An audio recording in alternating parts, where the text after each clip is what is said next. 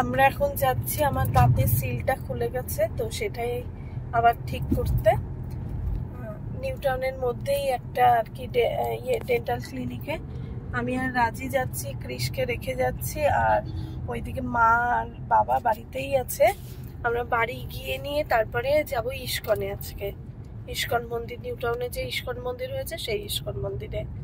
তাহলে এই যে দেখতে, আর আজকে এই যে এই গাছগুলোকে দেখতে পাচ্ছ, এই গাছগুলো নিউ টাউনে প্রচুর ভর্তি, ডিভাইডারের মাঝখানে এই গাছগুলোকে, এই দেখো মেশিন দিয়ে ওরা প্রতিদিন এই গাছ মানে সপ্তাহে রোববার করে, যেহেতু ওই দিনটা বাস বা অন্য মানে গাড়ি চলাচলটা একটু কমই থাকে নিউ টাউনের মধ্যে, তার জন্য কিন্তু ওই সময়টা এগুলো হচ্ছে পরিষ্কার করে, এই গাছগুলোকে কাটিং করে। এই দেখো এটা হচ্ছে ক্রিশের স্কুল। এমনি স্কুলের টাইমে এত জ্যাম থাকে এই জায়গাটা। এই দেখো, এই যে পাশেই রয়েছে আদিবাসী ভবন। নিউ টাউনটা এত সুন্দর, পরিষ্কার পরিচ্ছন্ন একদম। এই যে এইটা হচ্ছে ক্রিশের স্কুল।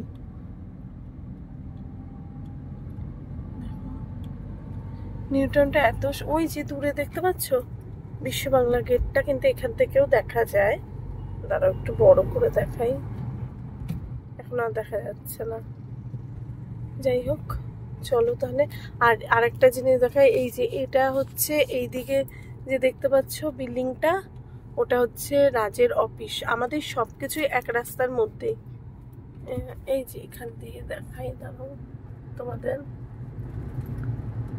এটা না, গাছের আড়াল হয়ে গেছে।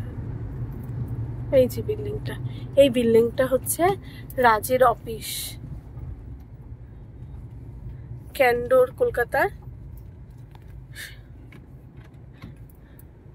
এটা পুরোটাই একটা আইটি সেক্টর, এখানেই রাজের অফিস। এই যে এরকম ধরনের বিল্ডিং এর ভেতরে, এই ক্যাম্পাসটার ভেতরে অনেক কটা আছে। আর সামনেও আর একটা বিল্ডিং হচ্ছে। তো এর মানে এই ক্যাম্পাসটা পুরোটা খুব সুন্দর, আমাদের যেরকম কমপ্লেক্সের ভেতরে যেরকম সাজানো ঠিক তেমনই, মানে এই বিল্ডিংগুলোও কিন্তু ইউনিটেকেরই করা। এই দেখো এই যে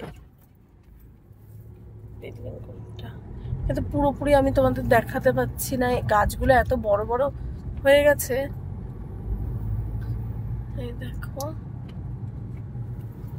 এই যে এটা। আর এইদিকে প্রচুর দোকান, এরকম ছোট ছোট দোকান, যেখানে আজকে তো দোকানগুলো পুরোই বন্ধ, অন্য সময় মানে দোকানগুলো খোলা থাকে। যারা এমপ্লয়িজ আছে তারা ওইখানেই খাওয়া দাওয়া করে। বেশিরভাগ এইখানে নিউ টাউনের মধ্যে এরকম প্রচুর দোকান আছে।